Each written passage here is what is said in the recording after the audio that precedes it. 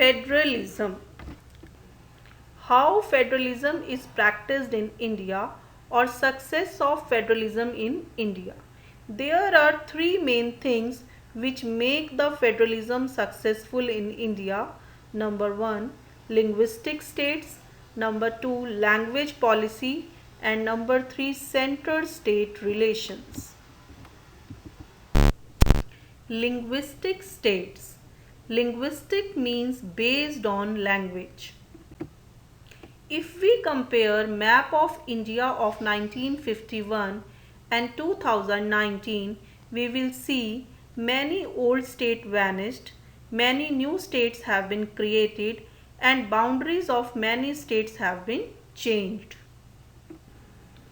To understand the concept linguistic state, first we need to understand the history of state formation in India. Before independence, India was divided into 565 princely states.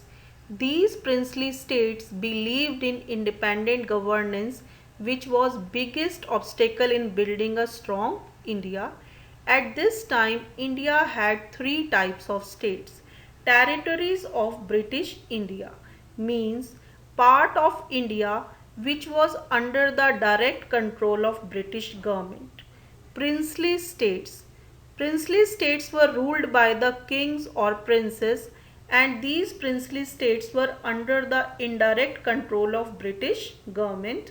And third, colonial territories of France and Portugal. After independence, many princely states agreed to join the India except Hyderabad, Junagadh, Bhopal and Kashmir. Since the Indian independence, the boundaries of Indian states keep on changing year by year.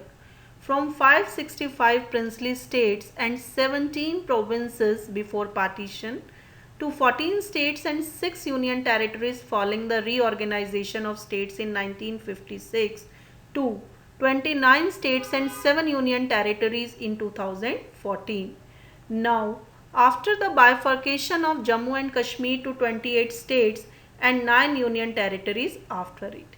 It means when our country got independence, it means कि जब हमारा देश आज़ाद हुआ था तो 565 princely states और 17 provinces थे partition से पहले. उसके बाद 1956 में स्टेट रीऑर्गेनाइजेशन कमीशन ने इसको 14 स्टेट्स और 6 यूनियन टेरिटरीज में डिवाइड कर दिया. 2014 तक आते आते हमारा कंट्री 29 स्टेट्स और 7 यूनियन टेरिटरीज के साथ था, और अब 2019 में जम्मू एंड कश्मीर का स्टेटस चेंज होने के बाद now we have 28 states and 9 union territories.